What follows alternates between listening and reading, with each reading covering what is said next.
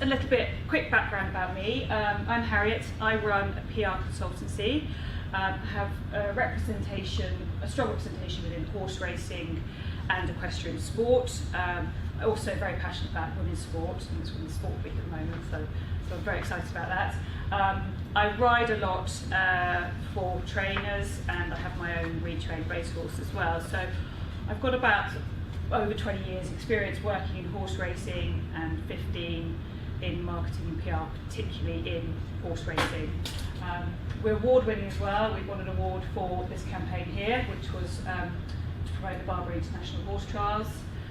So hopefully my job, generally when people come to me, generally their question or their problem is, I need to get more bums on seats. So and I'm presuming when you're looking at marketing your fixture, that's one of your big aims is how can we get more bums on seats and new people coming to the fixture and make it a really successful event. But there's a lot of pressure on you and your committees, both time-wise and resource-wise. So I've aimed to take that into consideration. I've looked at traditional and also modern marketing techniques, so including social media. So we'll take a look at that. And also there's a few examples of the good, the bad and the ugly of PR and social media. So really, before getting started, it's important to think about your marketing plan. Really set out some objectives. It's sort of like what you would do setting out, with any challenge, any business. It's really set out, what does the marketing plan need to achieve? And how can you develop the marketing plan so it talks to a targeted audience? So the first place I would start is by doing a marketing and PR audit. So by doing this, I would look at what's been done in the past, what's worked well, what perhaps hasn't worked so well, and basically sort of weigh up from those of ideas that you might want to take forward, and if we don't feel ideas in the past have worked, we can put them to one side. Also, obviously, consider what are the best practice and the most feasible practices to you and your committee. What is going to be realistic in achieving. And also look at your competition and maybe evaluate how they're approaching their marketing.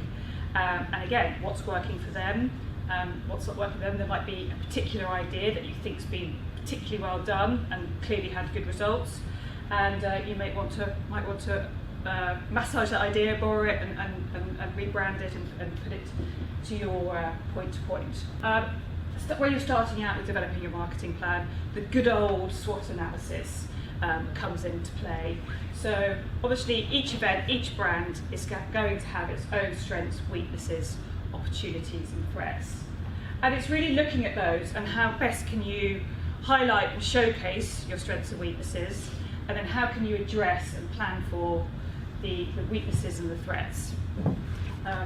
So just to give some examples, the strength could be that the point-to-point is a unique country sporting event in the country, perhaps very ideally regionally placed. Weaknesses is that potentially not easy to incentivise advanced sales. Obviously we all know the more money we can get in the bank in advance, the better off any event is going to be. So maybe that's an area you may want to concentrate your marketing plan on. Opportunities. Is there an opportunity to target a new market and get some new faces coming to the point-to-point and enjoying a great day out? What are your threats? The weather. I think we'd all be millionaires if we could control the weather. We all know that's a major threat to any outdoor event. Are there any clashes with competitions with other outdoor events? So again, sort of important to do SWOT analysis, I think, before actually just getting out there and doing a marketing plan. Just be as planned and as organised as you can, just because of, say, I think there's limited resources, so that the more targeted you can be the approach, hopefully more successful the outcome will be.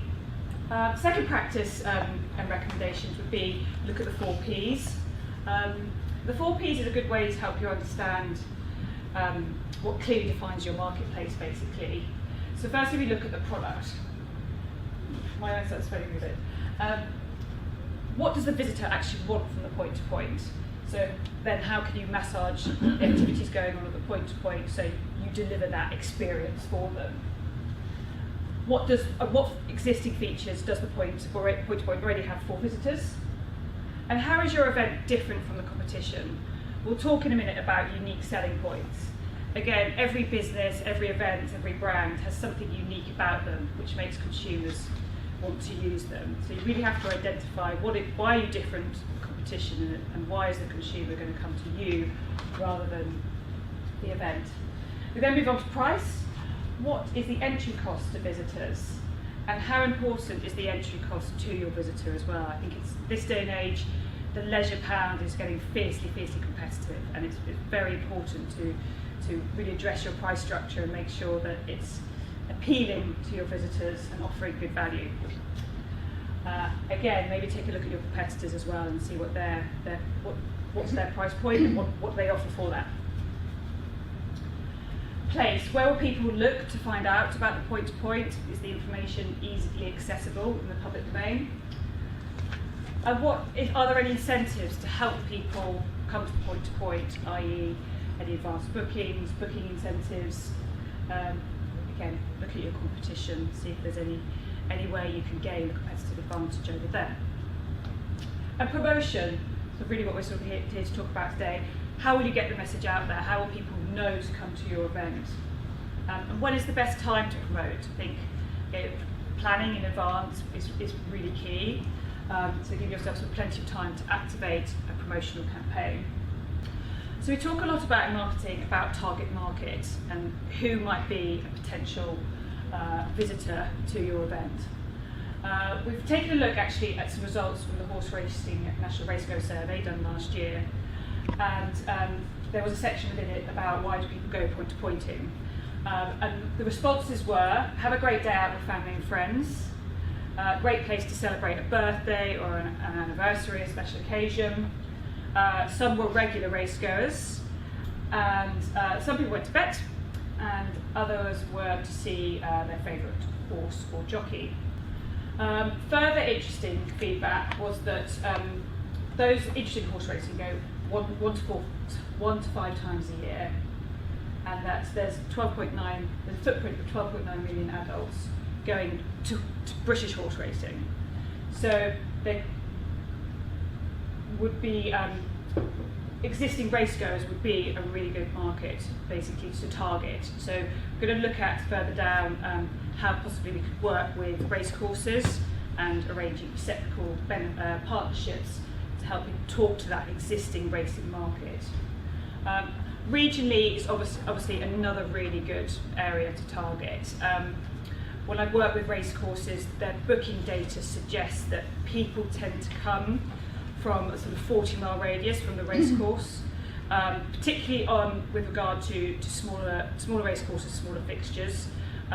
Obviously, when you sort of look at the bigger fixtures, such as your Cheltenhams, your Aintree and your Ascot, the geographic reach is a lot higher. But I think that indication, which is mirrored across a lot of racecourses in the UK, is potentially could help give you an indication about where you might target your promotional campaign. And then you have your regulars and your hunt supporters as well. The unique selling point. So point-to-pointing, it is competing with a very competitive market at the moment. There's so many options out there for people to choose from. So it really is, the success of the point-to-point is really identifying why people are going to come and see you. Why is it such a special day out? And this can really help inspire the visitor to come and see you and come and spend their money with you as opposed to the competition. So just some suggestions of what could be a USP for your point-to-point. The sport. There's going to be an excellent showcase of quality sport. So you could really focus on perhaps there's been numerous jockeys that have ridden at your point-to-point and have now gone on to be famous jockeys, or potentially there are some very good horses that have been big household names on the UK racing circuit and are now competing, are being earmarked at your fixture. So you can really showcase that point-to-pointing is the grassroots. It's a really important grassroots stepping stone to the professional ranks. Price. Can you be competitive on price? Can you add value to the day by creating extra additional activities, obviously working with the hunt and giving the visitors something added to their day that's going to make it extra special, make them really feel like they want to come in. This is the must-attend event. And also think about the seasonal opportunities. Is there opportunities if your fixture falls in a specific Christmas period or the good old cheesy Valentine's period?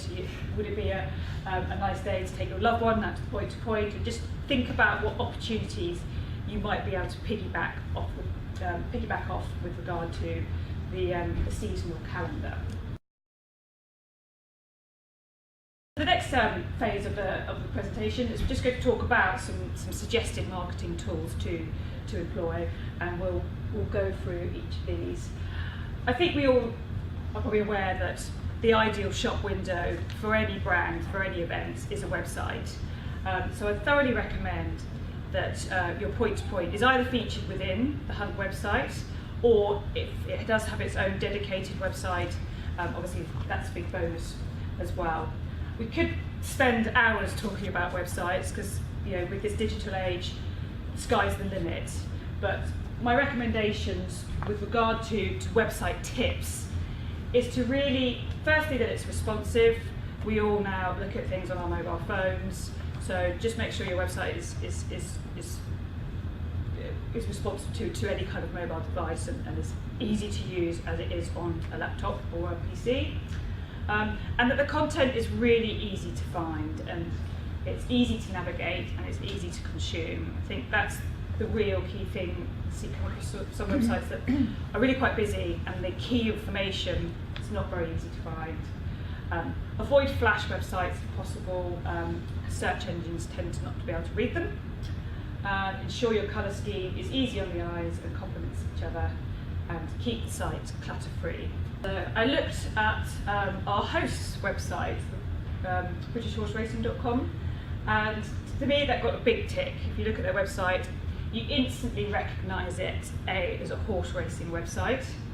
On the left-hand side, you've got very clear navigation.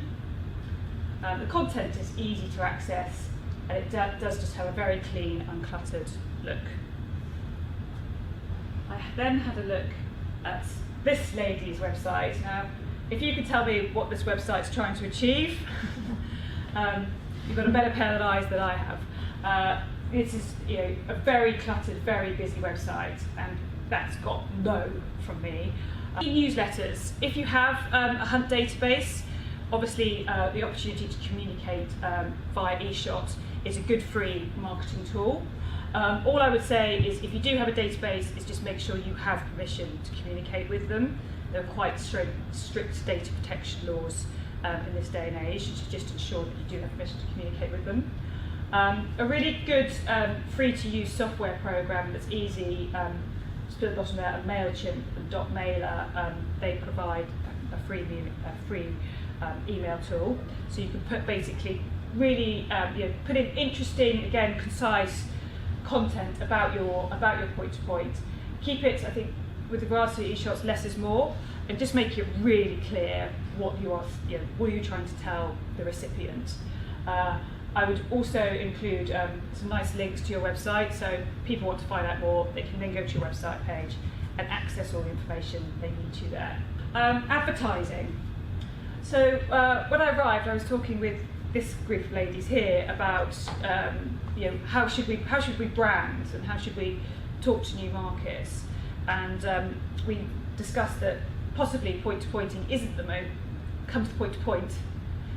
most user-friendly term. So I think when you're thinking about your actual advertising campaign and the artwork that is going to promote that, is to really think about what is your fixture going to be called, and what is going to grab the attention of somebody that doesn't necessarily know much about point-to-pointing. So it might not be come to the point-to-point, it might be come to a day at the races, or the So-So Hunt race day, or the Lock-In's race day. I think there's ability, and I don't think I'll speak out of it, doesn't have to be called a point-to-point. So but that's with regard to sort of your creative. But with regard to advertising, advertising is the area where you generally do have to pay. If you're talking to various media, they are obviously businesses, and they are going to expect a commercial agreement to you. So my first suggestion is that once you've identified which media you want to be in, then I would revert back to the target market there. So look at your target market. We've decided that we want to talk to people within a 30-mile radius. So I would then research the newspapers, the commercial radio stations, and any other kind of publication or media that is going to reach that market. And I would approach them. So I'd be really very clear that those people picking up that magazine are going to be the people that I would like to come to this event, or I would like them to know about this event. So be very methodical with your research. Once you've decided on your media is haggle on cost. There's always room to haggle down the advertiser or the media. So it is an area where I would expect that you would have to pay for it, but I always think there's room to negotiate. Don't go with the first cost that they offer. Again, these are just some examples of some artwork that I really like the look of. I also really like the quote, bad advertising is about your company, while good advertising is about your customer. I love the This Girl Can campaign. To me, it's very emotive. It makes me want to basically get off my bum and do something. Whereas the bottom one, again, if you sort of think about the website, it's too cluttered. There's so many messages there, you don't know what they're talking to you about. So again, with your advertising, just keep it really simple. Use beautiful imagery. Hopefully you've got access to some wonderful photography. Point to pointing is beautiful, so you should have some lovely shots. So use a really good shot that's going to make people want to go there. Just keep the message really clear. So the date, the name of the race day, how do people find out more information, and just keep it really, really simple. Less is more in terms of advertising. We mentioned about racecourses and that they are a good, that their markets are hopefully good ones for you to talk to. So again, I'd look around your regional area and identify who is your nearest course or courses, and I would approach them and ask them whether they'd be interested in a reciprocal advertising arrangement. Be prepared to demonstrate your value to them. So the reciprocal could contain an advert in their programme for an advert in yours, flyers at each other's fixtures, branding around the course, logo links to websites. You can also engage with social media. But I think be prepared to say, we have X thousand visitors come to our event, we have a good social media following. Just have a little kind of some facts and figures about what's in it for them.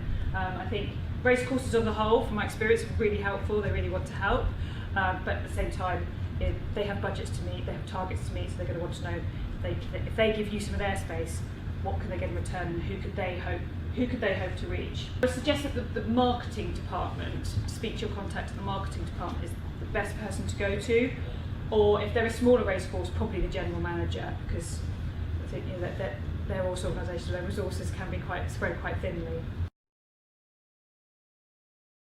Sponsorships and partnerships. I think it's really important with regard to sponsors that might be supporting the fixture, is that they're also potentially a really strong asset in terms of tapping into their resources. So I think if you've got existing sponsors or new ones, sit down and have a conversation about how you can work together to get the word out there as far as wide. They might have a wonderful database that you're able to talk to, or that they can talk to on your behalf about the point-to-points. They might have fantastic reach on social media. They may have an in-house marketing department who could actually produce your artwork for you, and again, that would eliminate probably a likely cost.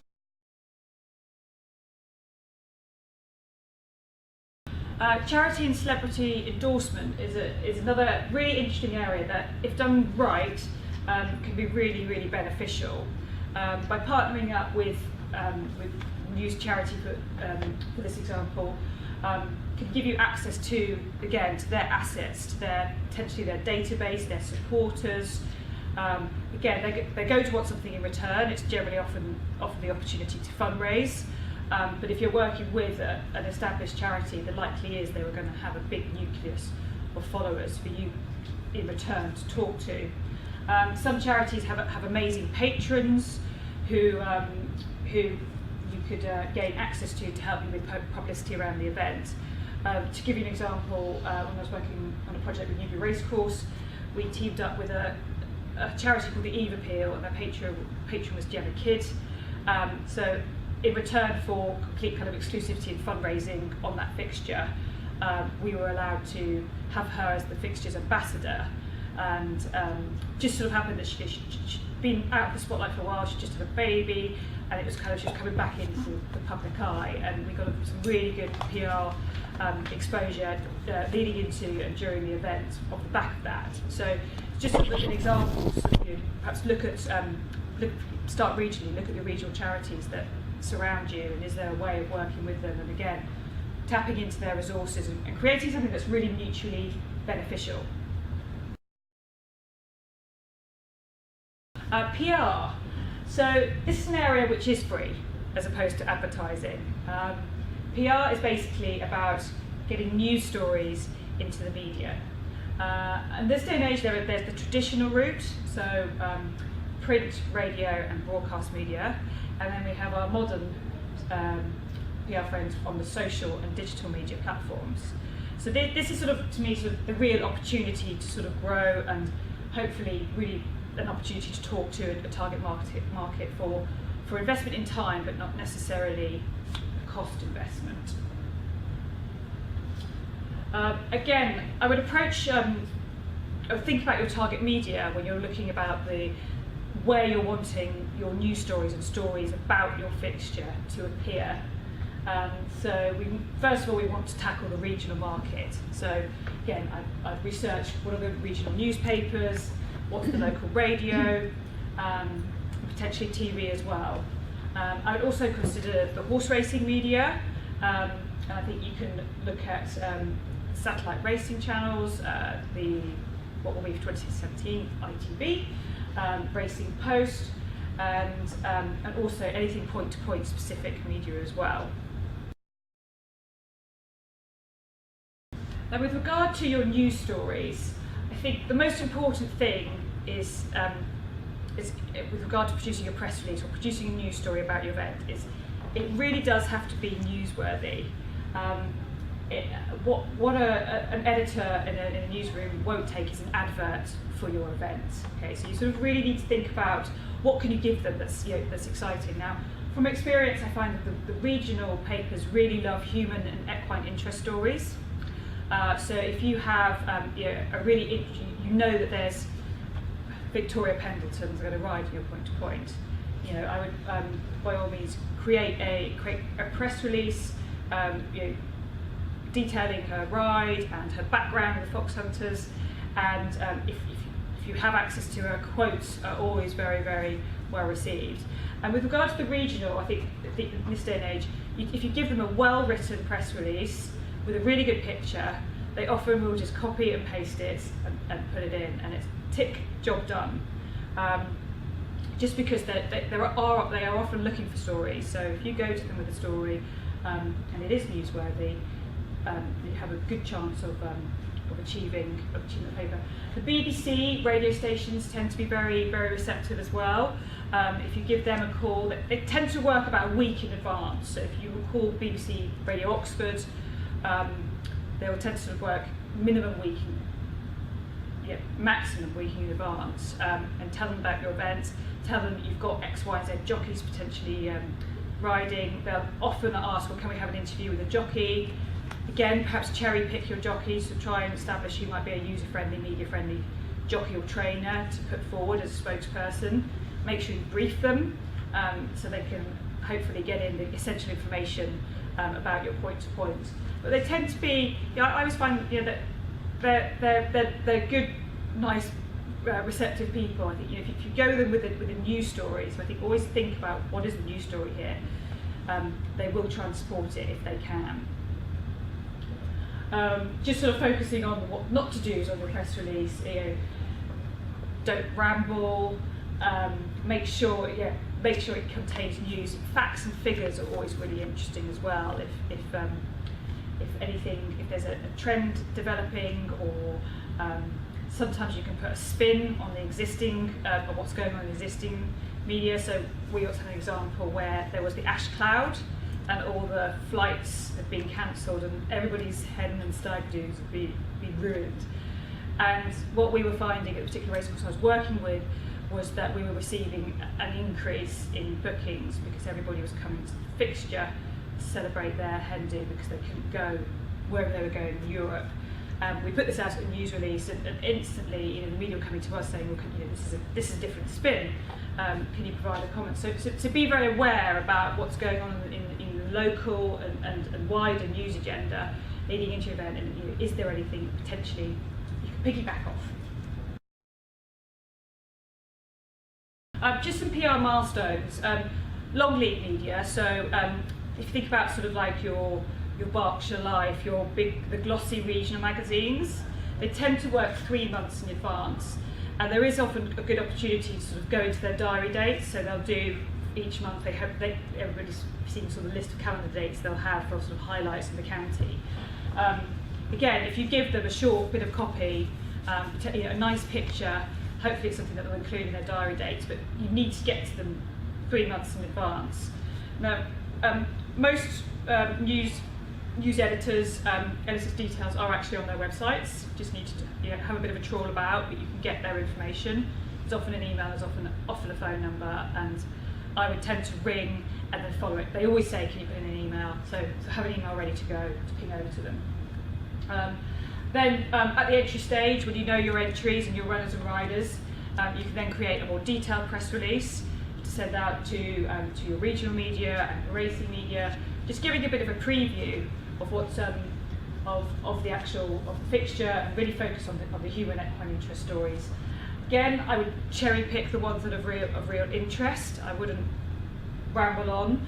I always try to keep my actual content of press release about an A4 page, no longer than that. And post-event, again, the media love photography, and they love a review. Write a good review with stories that came out of the fixture, and ping it across to your regional news desk and your racing news desks. Photography, for me, it's really important.